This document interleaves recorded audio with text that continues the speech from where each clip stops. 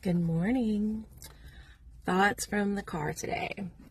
So this morning, as I was on my way to work, I was thinking about the art of apologizing and how there is a way to give a genuine apology. And a lot of people don't know how to do that. Oftentimes, when apologies come to play, there's this idea of just saying, I'm sorry, and expecting the other person to accept it. There's an expectation there. And then when that expectation doesn't get met, oftentimes it causes more friction. And some people might even retract their apology because they feel like the person's not being grateful or graceful or, giving them the leeway. They use an excuse of, I apologize. Why aren't you accepting it? Why aren't we okay? But there really is an art to apologizing. And I call it the AAA apology. And it just is a way for me to make sure that I'm covering all areas when I go to apologize to someone about something. And this works whether you think you're right or wrong. So the first one is to acknowledge. So you have to acknowledge the fact that you hurt the person. So you would say, I understand that you are upset with me. So it's acknowledging it, just that, hey, there is a friction between us. That's the first A. So acknowledge. The second one is to accept responsibility, appropriate responsibility. And this one can get dicey because oftentimes the apologizer feels like, I really shouldn't even have to apologize. I did nothing wrong. But the fact of the matter is if someone, especially if someone has come to you and said, you really hurt my feelings, or, I feel very upset by something that you said. I feel offended. And the reason I feel offended is because of something you have done.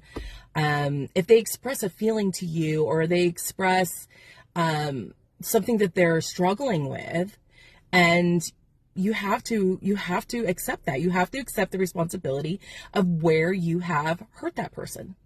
So the first one is to acknowledge. The second one is to accept. So accept appropriate responsibility. So this would sound like, I understand that the words that I used hurt you. Now, you can follow that up with, if you really did not mean to hurt that person. I have said statements like, do not use the word but. I understand my words really hurt you, but don't do that. You can say things like, I understand what I said hurt you. Please know my intention was never to upset you or hurt you. Because it is important to acknowledge that was not your intention if you definitely didn't want to hurt the person, if it was just really a miscommunication or a misunderstanding. Okay, so then the third one is to ask. This is the third A. So, and this is the part that most people really mess up and they don't follow through on very well. It's the ask.